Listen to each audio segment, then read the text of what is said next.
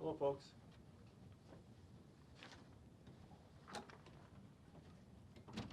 Well, thanks for meeting with us today. We're going to do a series of these press conferences related to the coronavirus that obviously took place. It started in China and is now it's now been found in many countries, including our own country.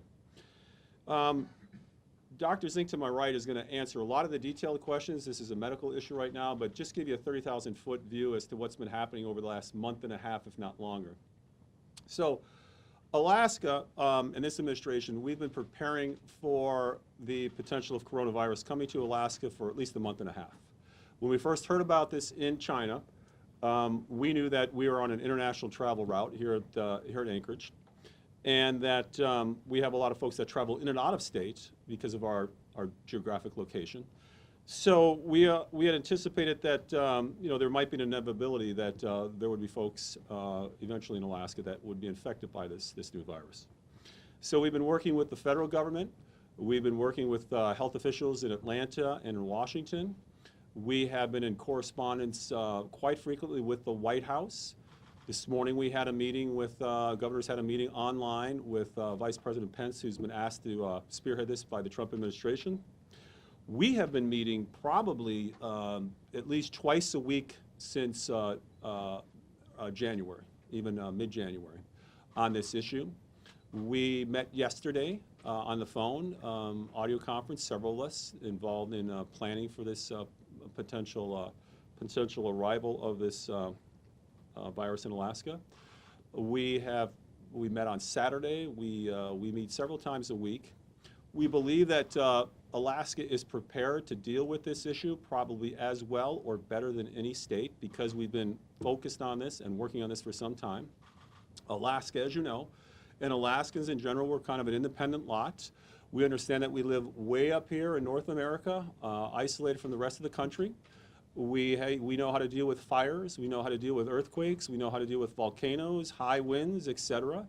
And so this being a health issue, we wanted to make sure that we have protocols in place that once this virus arrives, and we think it probably will just because of the way it's spreading, that we're prepared for it. So from a 30,000-foot level, we're feeling pretty good about where we're at and how things are going. We'll be meeting with legislators starting tomorrow. We'll be briefing them consistently on this issue. We'll be asking the federal government for assistance like other states are in terms of resources and funding to help. We'll be asking our own legislature for an appropriation and a supplemental of approximately $9 million in federal receipts, but also at least $4 million in general fund receipts so that we can beef up our health approach to this and make sure that we have the requisite number of folks that will help us here in Alaska just be prepared for the possibility of the arrival of this virus to Alaska. And so right now I'm feeling pretty good. Our team is feeling pretty good about where we're at and how well we've prepared. And I'm gonna have Dr. Zink or Adam, I think, come up, Commissioner Crum, come up to the podium and answer some more questions. And then the detailed questions and the health questions, we're going to defer to Dr. Zink. She's kind of quarterbacking that area and spearheading that area of our preparedness. But again, want to assure Alaskans that we have no known cases at this point. With all the travel, possibilities are that there will be cases. And we're going to talk about this coronavirus. Dr. Zink will give more detail on that, as well as just the general flu season that we're in now, and what are some precautions and some things Alaskans can do to just stay healthy.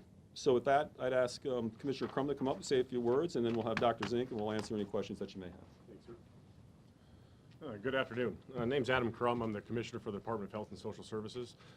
So we've been working on this for over 5 weeks now as we were trying to address this issue. And the Emergency Operations Center at the Department of Health and Social Services is quite used to working with these health-related matters, and particularly the unique geography we have in Alaska. I'd like to thank the governor for quickly supporting us in our resource request for new positions in public health nursing, epidemiology, and some laboratory. This is a proactive approach so we can actually make sure we are out in community as much as possible with increased travel funds for our public health nurses to go out there to work in community, to get clinics set up and educated on how to best respond, how do we share this message, to make sure we're responding all across Alaska. As we look at the evolving situation to our state to the south in Washington, we want to make sure that we are prepared. And we feel we've done as best as possible up here. Our community partners, our local hospitals have been tremendous partners in this as we look at what are our capacities for Alaska, what's our surge capacities, we deal with other issues. And this is a very well-rounded response. We've had a lot of interagency meetings to make sure as a state, how are we prepared for our departments to continue on business, to deliver services to all of Alaskans and to continue on that approach. But with that, I'd like to pass it off to Dr. Ann Zink, our Chief Medical Officer. She can talk about what we can do in Alaska to prepare ourselves as individuals and how work in the community. Hi, thank you all for your time. So my name is Dr. Ann Zink. I'm the Chief Medical Officer for the state of Alaska, and I appreciate your time in being here. I really appreciate the Governor as well as Commissioner Crum giving an oversight and their support over these past few weeks, really many months at this point. Last summer we didn't know this virus existed, and now we're learning a lot more, and we continue to change and modify our response in the state as this virus continues to change and as we start to see community spread within the United States. As mentioned previously, we stood up our joint operations center, we stood up our emergency operations center 5 weeks ago, and we've been building on that work since that time. We've been seeing rapid spread in other areas such as Italy, China, Japan, and we continue to look in the United States. As mentioned, we do not currently have a case in Alaska, but we are able to test in Alaska, and we have been testing cases here in Alaska. It's important for Alaskans to think about what they can do to be prepared. There are many things that we can do to be prepared every day. You can wash your hands. It's an incredibly important and effective way to be able to minimize the spread of germs. You can stop touching your face and minimize spreading germs to other people. You can clean surfaces that you have in your area. It's important for people to think about what they have at home and to think about what they would need if they weren't to go into a public area for multiple weeks. So having food and medication at home so they would be able to have those available. We want to be thinking about our most vulnerable. What we know from China and from other countries is that the elderly and disabled are by far our most vulnerable populations. So thinking about them and making sure that they have the medicines that they need and food and supplies that they have. As the Governor mentioned, making sure that we're also protecting ourselves from other viruses. This has been a bad influenza virus, and it's not too late to get your flu shot. We know that the flu shot has a good cross-reactivity this year and can help prevent additional flu cases as well as hospitalization. And when we think about our hospital system, we want to make sure it's not overwhelmed with additional respiratory symptoms. And so staying home and keeping track of the flu is important. If you do get sick, it's important to stay at home and not go into public. That means staying home from school, staying home from work. It means covering your mouth when you cough and when you sneeze. It means taking care of yourself. It means that if you start to get ill, that you call your primary care provider, your insurance, or how you normally get care to figure out where you need to go and call them. This does not mean that if you have the sniffles, you run into the emergency department to get checked. The test is not a cure, and it's important that we use the regular healthcare infrastructure so that we don't overwhelm any one single part of that healthcare infrastructure. We are working closely with health providers across the state with our 24-hour state epidemiology team, who's working through case-by-case definition and trying to figure out who's at risk, who we should test for, and how do we make sure that people who may have been exposed are safely quarantined at home rather than sharing the virus with other people. There's a lot that we can do as a community as well. So if you have been exposed to this virus, we may ask you to stay at home for 14 days, and that's why we're asking you to be prepared to be able to do that and to stay at home. To thinking about your friends and family, and to thinking about helping each other. At the end of the day that we're Alaskans, we plan and we prepare and we take care of each other, and there's a lot that we can do as we see this evolving situation. Please make sure that you're checking out good, accurate, timely information. The Department of Health and Social Services has a website specifically on this. Many other departments have specific information as well. The CDC puts out good information every single day, and there's all sorts of specific information, including what to do for schools, what to do for community centers, healthcare facilities, travel advisory, and so forth. I encourage you to continue to check that out on a regular basis. And we'll continue to work as transparently as possible to provide you timely, accurate information about the health effects as we continue to learn them. So with that, I'll hand it over. Alrighty, I'm gonna go around the room here in Anchorage, and we'll go ahead, Mark. We'll start with you. Just real quick, we have hundreds, if not thousands, of visitors coming in this week for the Iditarod. Has that caused any concerns, and has there been any thought about asking that the ceremonial start be delayed or postponed or canceled? Great question, and we're gonna tag team this, but Again, we have no reported cases in Alaska, so at this stage of the game, there's no reason to ask folks to not gather, for example, for the Iditarod. We're going to be following this not just every day, but every hour. So there may be updates to that. There may be recommendations. There may be requests to not hold some of these events, but right now, that's not the case. And if I may, I actually met with the Iditarod team yesterday to specifically talk to them about the health effects, what they need to think about in the rural communities, thinking about how to be prepared and how we can help coordinate with them. So we are actively working with them. And how, can you detail some of that? What do they need to do out in the villages? Yeah, so very similar things to the travel advice as mentioned. If someone becomes ill, we worked with our state EPI team on how we'd be able to get them the appropriate resources that we needed. We talked about how they could monitor people. We talked about close quarters and the importance of social distancing. So if someone is sick, making sure that we're staying at least 6 feet apart. We talked about risk of travelers from around the area. We talked through all sorts of different scenarios, both what they could do to help minimize the risk and spread within Alaska, but then if someone got sick, what we could do to support them. As far as air cargo goes, are pilots that are laid over here, are they screened as they come off the plane, and is it possible for the virus to live on cargo as it's shipped over from another country? Yeah, so I appreciate that question. So we don't have any evidence that it lives on cargo coming through. We would have seen a very different pattern and spread around the world if it was the case.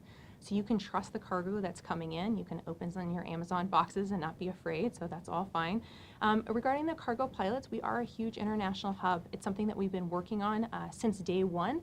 We've been meeting with the airport as well as numerous of the cargo companies to talk about what signs and symptoms they should look for to make sure that we're aware of people coming in and out. The FAA did release guidelines to specifically address cargo crew. We've been meeting with our federal delegation. We actually just had another meeting today with our federal partners to discuss making sure that we are screening and making sure we're protecting the Alaska people and continuing to keep cargo up and moving.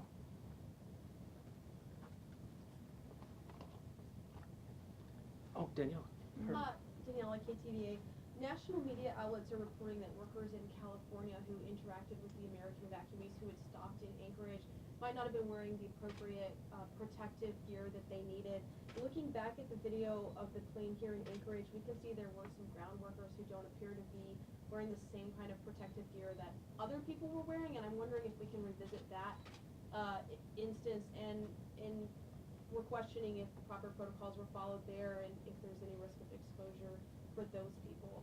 So I appreciate the question. So proper protocols were followed. So when I walked in here today, I'm not wearing a motorcycle helmet and full-fledged gear. We choose different protective gear for different places and different times. So the medics who flew on that plane were in different gear than the people who were asking them questions because there is different risk of exposure depending on kind of the air supply.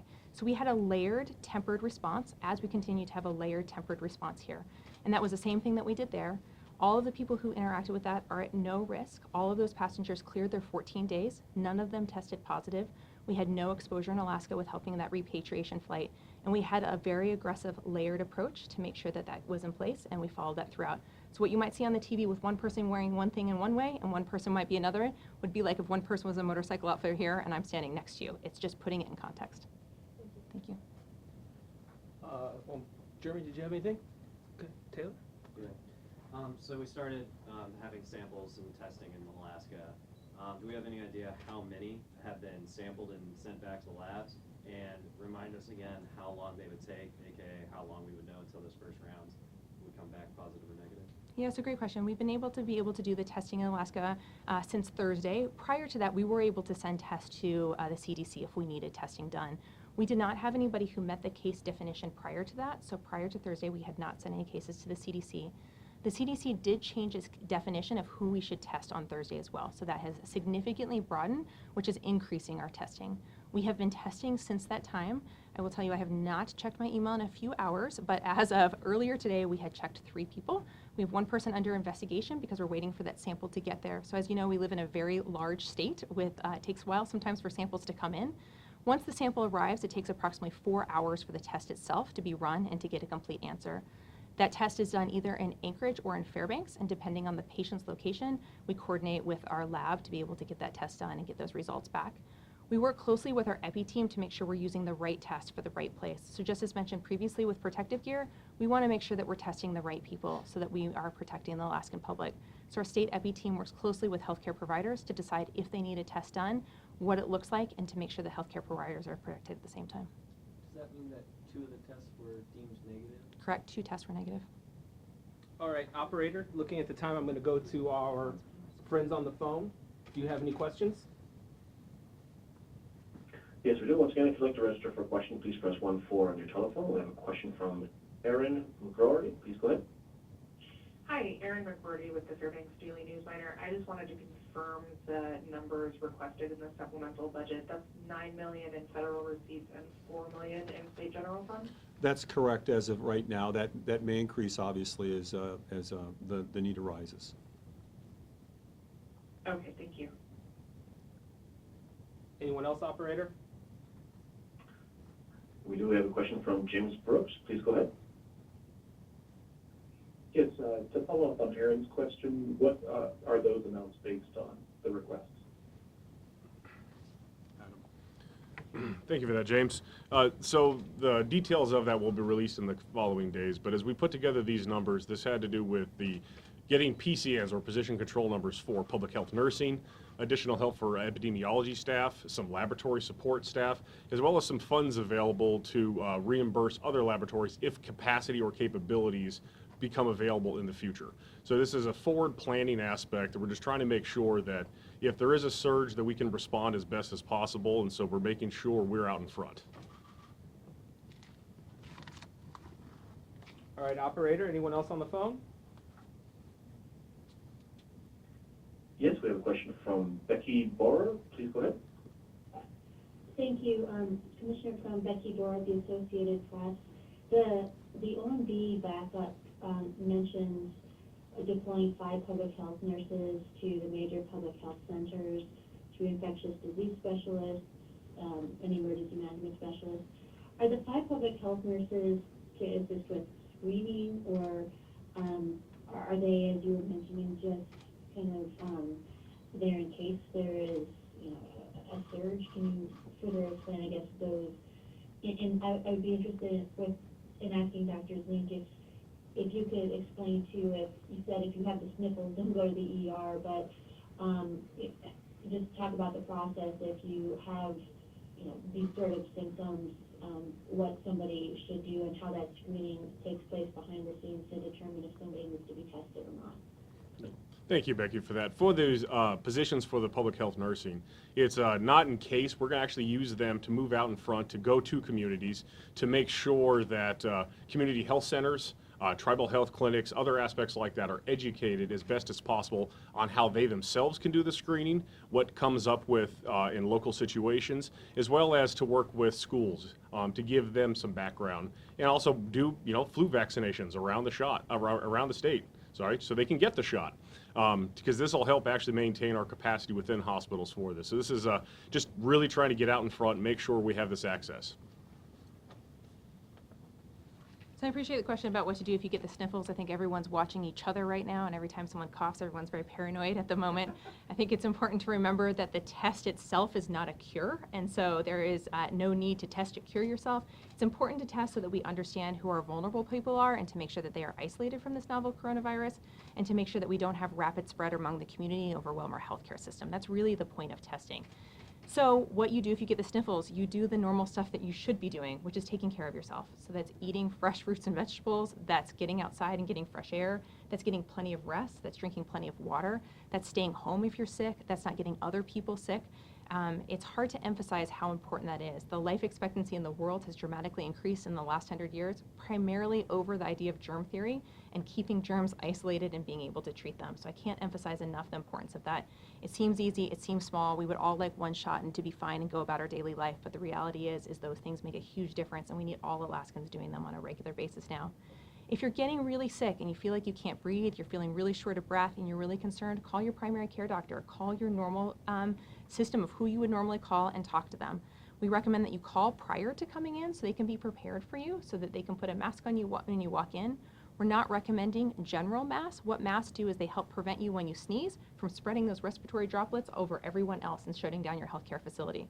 So if you're sneezing and coughing, keeping your mouth covered, and if you're going in public, that may involve just a regular surgical mask or a bandana. So calling your primary care before you go in. And then we're working closely with the primary care providers, the emergency departments, all sorts of call lines to kind of field questions. As mentioned, the CDC has been changing its guideline on a regular basis. And these are actually very complex decisions. People travel a lot. It's been fascinating to be on these calls and hear all the different people have traveled to. Considering Washington State and community transmission, we're getting a lot of calls over that, and understandably so. Again, we encourage you to stay home if you're sick, call your primary if you're feeling very ill, and we will work with your primary. We have a state emergency team, and we have that EPI team that's around the clock, 24 hours a day, 7 days a week. That's something that we were doing prior to this for other health needs, but we have definitely stood that up and continue to respond to make sure that we are there to support the Alaskan public every day. Doctor, could you reiterate the vulnerable groups and the groups that this appears not to be impacting as much as others? Yeah, absolutely. So this novel coronavirus, it's a family of viruses, so the virus itself is a coronavirus. It's slightly different than influenza. So influenza is a separate virus. They cause similar symptoms with cough, cold, congestion. They can cause pneumonia. In influenza, we see kids being more affected. In this novel coronavirus, really what we're seeing is very few cases in kids, but we're seeing that those with underlying heart or lung conditions and the elderly are disproportionately affected. So those are the groups that I'm really the most concerned about. So if you have underlying lung conditions, underlying heart conditions, or you're older, it's extra important that we're making sure that you're protected. So don't go visit your grandma when you have the sniffles. Try to stay home if you're not feeling well. Protect our vulnerable communities and make sure that those groups are protected. It's critically important right now that we really protect them. Please follow the signs when you're walking in to, say, your orthopedic clinic to get your checkout. If you have a runny nose and cough and congestion, you may be exposing many other people to your own cough and cold. And so if you're sick, stay at home so that those who can't be as protected as you are because they do have underlying lung or heart conditions or elderly can be protected. Operator, is there any other journalists on the line that have not asked a question that would like to ask a question? We do have a question from John Doherty. Please go ahead. Yes, I just was wondering, you had mentioned different clinics in Fairbanks and Anchorage were able to test for the disease, but what facilities around the state are prepared to effectively quarantine cases of the COVID-19? So thank you for that question. So quarantining essentially means someone who does not have symptoms that we're asking them to stay at home because they may have been exposed. That's different from isolate, so that's someone who has symptoms that we're keeping from the rest of the community. So quarantine might be if you are on a plane with someone who then develops COVID-19 and we say you're a close contact, we may call you and say you were exposed, we're asking you to home quarantine. So that's different than if we home isolate. We are working with all of our healthcare facilities to be able to isolate patients, so people who have symptoms who need hospitalization. But people can be isolated at home as they can be quarantined at home if they do not need inpatient medical care. So someone may have COVID-19 and have symptoms, and we would encourage them to home isolate. So keeping isolated from the rest of their family, and we continue to monitor them and work with them to make sure that they have the support that they need. There are not two clinics that are stand up, and I apologize for that miscommunication. The State Lab of Alaska has 2 sites. One is in Fairbanks and one is in Anchorage. And these are state facilities that we have been working through the Department of Public Health for years, testing for all sorts of diseases, and they are the ones who are currently able, through the CDC, to be able to test for this novel coronavirus. Operator, same question. Are there any journalists who still need to ask a question online? We do have a question from Andrew Kitchener. Please go ahead. Andrew Kitchener, Alaska Public Media and KTVA. What kind of plans are being developed for remote villages if outbreaks develop there? So I appreciate that question. It is the remote villages that we really need to be thinking about. It's part of the reason for the public health nurses. We do have positions around the state where we try to get public health nurses out to as many places as possible. The EPI number is a number that we have been working with specific communities to make sure that they have that number and they can call us if there's any questions or concerns.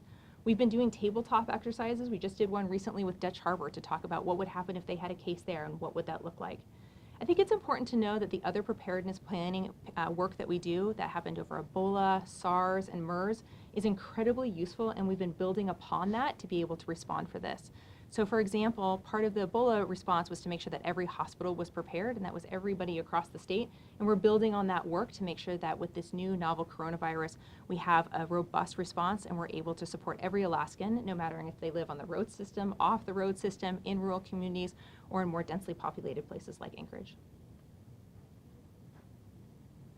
Operator, any more journalists who still need to ask a question online? We have a follow-up question from James Brooks. Please go ahead.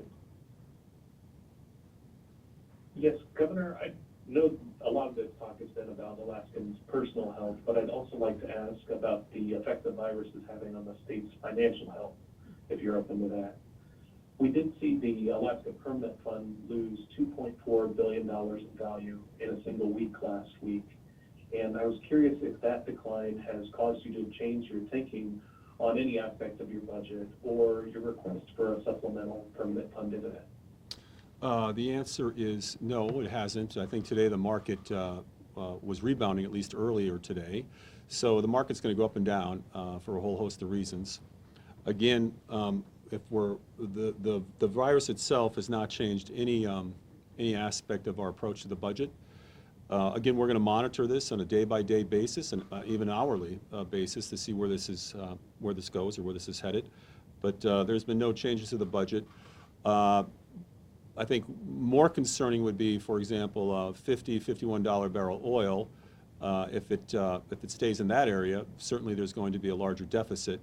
But again, James, as I've mentioned before, this administration views the permanent fund as it has been historically, not what has occurred the last 4 or 5 years, where the permanent fund has now, and the PFD has now been considered part of general fund. Prior to this, it was considered to be a separate fund that invested differently and separately outside the state of Alaska, almost to act in a counter-cyclical way. And so we continue to look at it that way. And the fund is still very, very healthy, very robust. And again, we don't know what the market's going to do from a day-to-day basis, but we're going to follow it, and we'll adjust when appropriate. All right. And Governor, I'm actually going to go ahead and let you wrap it up. Well, if you don't mind, if you want to do a summary, I'll do a summary, and then if the doctor wants to, or the doctor can go after Adam, if any last-minute suggestions or that people can think about, and then I'll do a wrap-up. Yeah, I just want to reiterate something Dr. Zink had mentioned about our vulnerable population being the elderly. So those individuals who may have family members in senior living centers, adult living home, assisted living homes, skilled nursing facilities, things like that, just please be considerate that we're not actually infecting them or compromising their health. So this is something that we're looking at statewide, talking with our various partners and groups, personal care attendants, and everything through our senior disability services, just to make sure that we're taking care of that population. So for those folks at home, please keep that in mind before you go visit those family members. I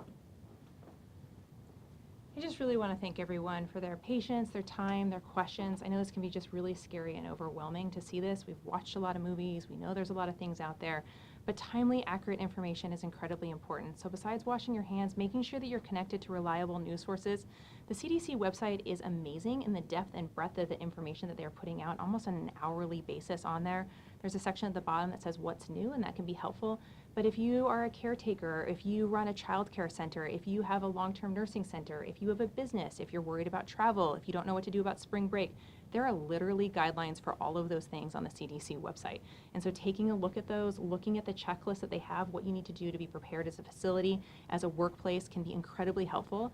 This is the time we're really moving into a second phase of this. We've been preparing and planning, but now we need every Alaskan to prepare and to plan, to look at those websites, and we will be better off together. So I really appreciate everyone taking the time to look through that, having timely and accurate information as we work to take care of each other. Thank you, and thanks for being here today. We're going to continue to update you on a daily basis through press releases, potential press conferences, as well as direct contact with our health department. Again, we've been working on this for well over a month and a half. We know the position that Alaska is on the globe. We understand that we're an international trade hub, travel hub as well, and that there's a lot of movement between towns in Alaska and outside of Alaska. We understand that.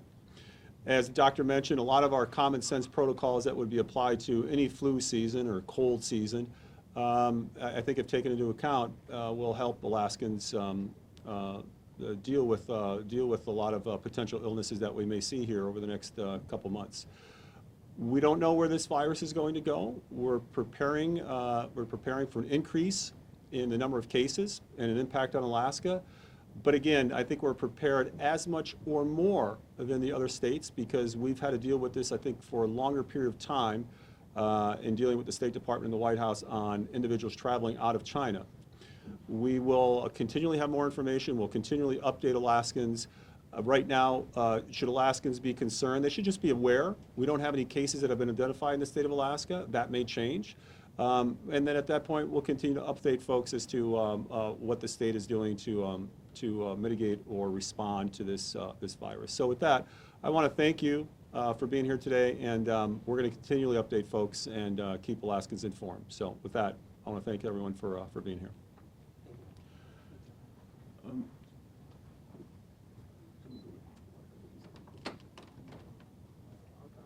Yeah, you guys, I'm going to meet with you guys, my commissioners and Jim in my office real quick here.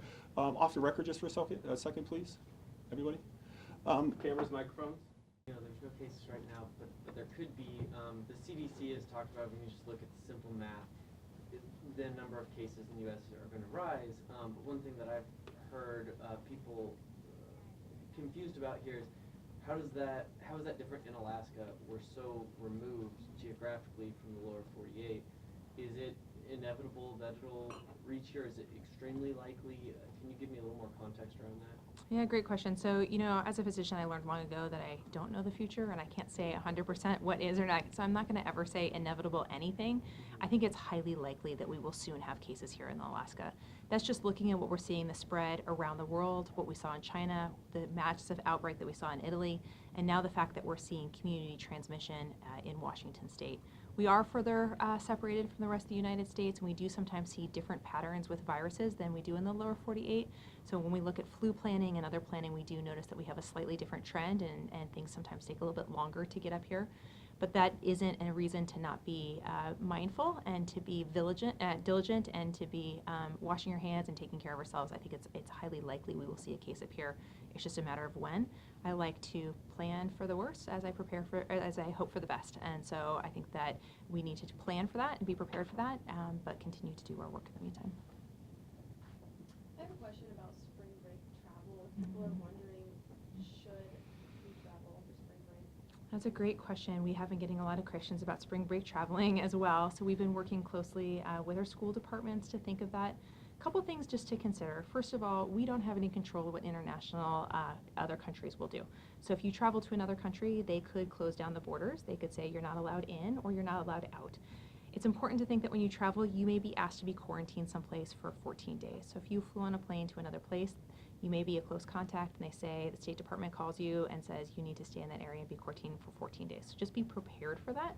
I'm continuing to travel. CDC officials are continuing to travel. We continue to travel on a regular basis. I wash my hands. I don't touch my face. I cover my mouth, all those sorts of things. I would not travel if I was sick. And I would have special consideration if I was elderly or significant lung problems about considering travel just for the fact that you don't have the same sort of confined group of people. You're moving amongst more people. When you say be prepared to perhaps have to stay in one place for 14 days, does that include travel within the states? Like, let's say you're headed to Texas to see family, someone's on your plane who could have it. It does, unfortunately. Okay. So yeah, you travel to Texas and the person you're sitting next to, if you look on the CDC website, depending on where you're on that plane, they define different risks compared to that person. And part of what we do in our state, and all the states are doing this right now, is if we get a positive case, we do this really investigative case investigation to figure out, do they fly on the plane? What seat were they on? Who was next to them? And then we reach out to those people or other state departments or other local departments and say, hi, I am sorry to tell you, but you sat next to someone who has now been identified as having this novel coronavirus. We need you to home quarantine for 14 days. So that could happen to anyone in Alaska now, and that could happen with any travel in the lower 48 as well. Kind of similarly, with the number of cases coming out of Washington right now and that most of our flights stop over in Seattle, I mean, is there a concern about that? Would you suggest not traveling if you don't need to as far as transferring through Seattle? So again, I think that the elderly are most at risk, or people with underlying heart and lung conditions. So I think you need to be more cautious if you are older and if you've got underlying heart or lung issues. We don't have any reason to think that Seattle Airport itself, it's really kind of these big, so where we're seeing a lot of the outbreak in Washington State is around a nursing home. So we're really concerned about that community. It's part of the reason we're emphasizing the vulnerable and the elderly and making sure we're minimizing that. So if we've got young, healthy people who have very minimal contact, they're just passing each other in the airport, it doesn't mean you're immediately going to get it. And even if you do get it, the symptoms for 80% of the people are very mild. So that's why I'm still traveling. That's why we're still saying it's okay to travel.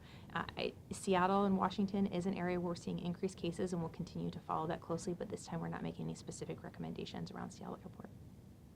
When you say older, at what age do you fall into that danger zone? Yes, when we look at the data outside of China to see who is most affected, it's just a slow ramp up. So the older someone gets, the higher risk they are. So over 55 is less risk than over 65, which is less risk than over 75. So that's why I'm leaving it very vague as older. It's because there's not a specific number that crosses off. And actually a 1-year-old is at lower risk than a 15-year-old. So even in lower kids range, we see that older still means older in terms of the risk. You talked about kind of being careful of not alarming people, and there is kind of this panicky nature that we have. At the same time, I've seen maybe arguments or whatever that say if you emphasize the low mortality rate, then you can kind of feel like you're invincible, and that can backfire too. How do you kind of, where is that correct balance? I think that's the paradox of humanity, the fact that we will all die someday, yet we also do our best to live the most productive lives we can. I think that's the reality of being human. I think that's particularly emphasized during something scary and new like this novel coronavirus. I have really felt like the balance between holding the truth of that is finding something that you can do to feel like you have control over your path forward. And that's why we're really emphasizing Alaskans can do a lot to be prepared and to protect themselves. Because those statistics are true both ways. 80% of people will have very mild symptoms, won't require hospitalization. But the fatality rate is quite high, and it may be somewhere between 10 to 20 times the percent fatality rate that we saw from flu, which does kill millions of people a year. So it is important to take this seriously. So it is that paradox where we hold both, and therefore we're really asking Alaskans to move between that space and to be productive and to use that time and that energy to being prepared and to minimizing the spread. I want to go back to the spring break thing for just a second. So people are going to be going to Alaska, going someplace warmer. What kind of, housekeeping tips, what kind of things they should do while they're away from the state to make sure they don't bring anything back to the state? Yeah, so a couple different things. When you travel outside of the state, you should make sure that you have enough of your normal prescriptions with you in case you needed them for 2 weeks to a month. You should make sure that you're doing good hand washing and all that same sort of stuff that you did before. And then when you come back in, you want to be watching off surfaces, so your doorknobs, your handles, when you're getting in the car, things like that. Again, this virus, we don't believe it lives on surfaces for an extended period of time. So if you left your house and you haven't been for 2 weeks to your house, you can just come back to your house. You should be fine at that point to your house. So it's okay to leave for a period of time. I would just add to look at the travel advisories, because the travel advisories will kind of show you where you should steer away from and where it's okay to go. I'm happy to say that on camera if you would like. Okay. This might be a silly question, but this morning my husband was like, I'm not worried about this. This isn't new. And he picked up the Clorox wipes and said, look, it's on the label. They've known about coronavirus for forever. Yeah. So we're talking about it like this new thing. Why is it just now an issue if it's on my appreciate that question. label? So why it's on my white label. So coronavirus is it's a group of viruses, and they're called corona because they have these little tiny, these little proteins off the side of them that make them look like they have a crown. They're actually quite beautiful under the microscope, and so they're called coronaviruses. The common cold, 10 to 30% of the common cold are caused by coronaviruses. So they're already circulating amongst us. This is a modification of a previous coronavirus that was thought to be only in bat populations that has now made its way into the human population. And so that's why we call it a novel coronavirus, meaning a new virus into the human population. It's not something that humans have ever seen before. So we think that that virus changed and was able to enter human circulation, and that's why it's this novel coronavirus. But it's a fantastic question because we get that all the time. And in fact, the respiratory panels that people will have done at hospitals will test for coronaviruses. Those are the old coronaviruses, the common cold ones. They will not test positive for the novel coronavirus. SARS and MERS are also coronaviruses. So we have lots of different names for these coronaviruses. This one is called, so the disease is called COVID-19, but this virus itself, depending if it's the WHO or the CDC, it's just the virus that's calling COVID, or it's a long name, SARS-CoV-2 is the name that WHO is calling it. Yep. Anybody else? I think that's actually a good question to end on, truthfully. That's the most John Q. Public question, right? Did you And- give a heads up? About, oh, go ahead. Yeah, go ahead, Commissioner. Yeah. I just wanted to say that because there's a lot more information, we're really trying to make sure we get good info out there. We're going to consolidate our media availability to certain times during the week, so we're not doing one-offs all of the time, because really what that's doing is it's taking focus away from our epidemiology team and Dr. Zink. And so what we'll do is we'll try to get a set schedule. If there's nothing new to report, or sorry, if there's not an update we have to give, we'll get a set time. So Clinton will send that out so you guys have all this information. We can come together, answer questions, really get the new information out there, so it's a much more efficient use of our time. If we have a question in between those opportunities, will Clinton still be, can we still email them to Clinton? Please do. Yeah, of course. Yeah, of course. Please, Yeah. please do, because then we can, then what we'll do is we can prepare, we'll do an aggregate. Okay. We'll look at that, have the epi team answer them all at once, because we want to make sure that we're getting the information out and we're sharing it beyond just even the one source. Because one of the things Dr. Zink mentioned earlier was very telling, was physicians and healthcare providers really do look to the media as opposed to even the information we put out for some of these updates. And we direct message to them. Yeah. I mean, So that and opened then my they're still emails. going to the media, so that's excellent.